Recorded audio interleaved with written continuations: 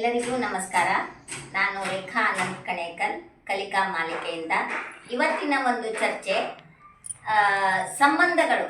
ಮಕ್ಕಳಿಗೆ ನಾವು ಯಾವ ತರಹದ ಸಂಬಂಧಗಳನ್ನು ನಾವು ಹೇಳಿಕೊಡಬೇಕು, ಮಕ್ಕಳಿಗೆ ಯಾವ ಪ್ರೀತಿ ಸಿಗಬೇಕು ಅನ್ನೋದ್ರ ಬಗ್ಗೆ ನಾನು ಇವತ್ತ ಹೇಳ್ತಾ ಇದ್ದೇನೆ. ಮಕ್ಕಳೇ ನಮಸ್ಕಾರ. ನಮಸ್ಕಾರ ಅಜ್ಜಿ.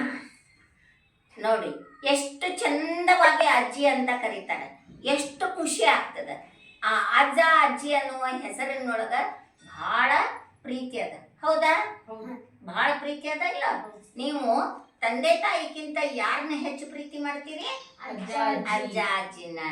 ಅಜ್ಜ ಅಜ್ಜಿ ಮನೆಗೆ ನೀವು ರಜೆ ಬಂದಾಗ ಅಜ್ಜ ಅಜ್ಜಿ ಮನೆಗೆ ಹೋಗ್ಬೇಕು ಅಂತ ಬಯಸ್ತೀರಿ. ಯಾಕಂತಂದ್ರೆ ಯಾಕೆ ಬಯಸ್ತೀರಿ? ಅಲ್ಲಿ ಒಂದು ವಿಶಾಲವಾದ ಆವರಣ ಇರ್ತದೆ, ಅಂಗಳ ಇರ್ತದೆ. ಅಲ್ಲಿ ಅಜ್ಜ ಅಜ್ಜಿ, ದೊಡ್ಡಮ್ಮ ದೊಡ್ಡಪ್ಪ, ಚಿಕ್ಕಮ್ಮ ಚಿಕ್ಕಪ್ಪ, ಅಣ್ಣ ಅಕ್ಕ, ತಂಗಿ ತಮ್ಮ ಎಲ್ಲರೂ ಕೂಡಿ ನಿಮಗೆ ಒಂದು ದೊಡ್ಡ ಕುಟುಂಬ ಸಿಗ್ತದೆ. ಹೌದಾ? ನಿಮಗ ವರ್ಷ ಇಡೀ ನೀವೇನು ಮಾಡಿರ್ತೀರಿ? ಬರೀ ಶಾಲೆ, ಅಭ್ಯಾಸ, ಹೋಮ್ವರ್ಕು ಇದ್ರೊಳಗೆ ಬೇಜಾರಾಗಿರ್ತದೆ. ಅದಕ್ಕೆ ಯಾವಾಗಲೂ ನೀವು ರಜೆ ಬಂತು ಅಂತಂದ್ರೆ ಅಜ್ಜ ಅಜ್ಜಿ ಮನೆಗೆ ಹೋಗ್ಲಿಕ್ಕೆ ಇಷ್ಟಪಡ್ತೀರಿ. ಅಜ್ಜಿ ಏನು ಮಾಡಿಕೊಡ್ತಾಳೆ ನಿಮಗೆ? ಉಂಡಿ ಮಾಡಿಕೊಡ್ತಾಳೆ, ಚಕ್ಲಿ ಮಾಡಿಕೊಡ್ತಾಳೆ, ಸವಿಯಾದ ಊಟ ಮಾಡಿಸ್ತಾಳೆ. ಅಜ್ಜ ಏನು ಮಾಡ್ತಾನ? ಹೊರಗಿನಿಂದ ನಿಮಗೆ ಏನಾರ ಬೇಕಾದದ್ದು ತಂದು ಕೊಡ್ತಾರ. ದೊಡ್ಡಮ್ಮ ದೊಡ್ಡಪ್ಪ ಅವರೆಲ್ಲರ ಪ್ರೀತಿ ನಿಮಗೇನಾಗ್ತದ? ಸಿಗುತ್ತದೆ. ಅದಕ್ಕೆ ಯಾವಾಗಲೂ ಒಟ್ಟು ಕುಟುಂಬದೊಳಗಿರ್ಲಿಕ್ಕೆ ನಾವು ಬಯಸ್ತೀವಿ. ಮಕ್ಕಳು ಯಾವಾಗಲೂ ಒಟ್ಟು ಕುಟುಂಬದೊಳಗಿರ್ಲಿಕ್ಕೆ ಬಯಸ್ತೀವಿ. ಹೌದಿಲ್ಲ? ಅದಕ್ಕೆ ಏನು ಮಾಡಬೇಕು ಅಂತಂದ್ರೆ, ಯಾಕೆ ನಾವು ಬಯಸ್ತೀವಿ? ಪ್ರೀತಿ ಸಿಗ್ತದೆ.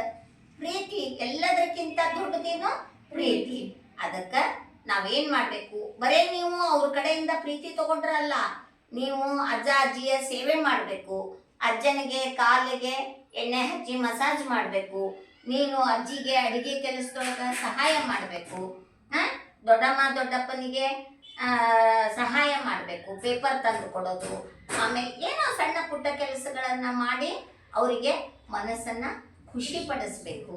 ಅದಕ್ಕೆ ಯಾವಾಗಲೂ ನಾವು ಪ್ರೀತಿಯನ್ನು ಕೊಟ್ಟು ಪ್ರೀತಿಯನ್ನು ತೆಗೆದುಕೊಳ್ಬೇಕು. ಹೌದಾ?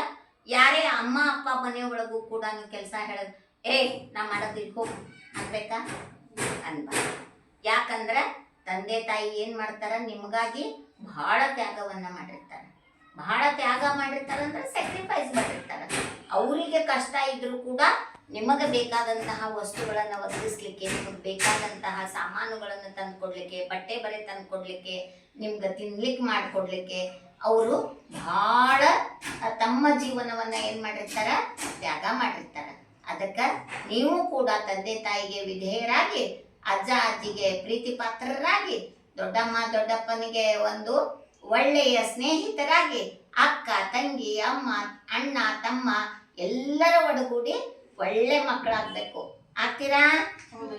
ಆಗ್ತಿರಲ್ಲ? Okay, thank you. ನಮಸ್ಕಾರ.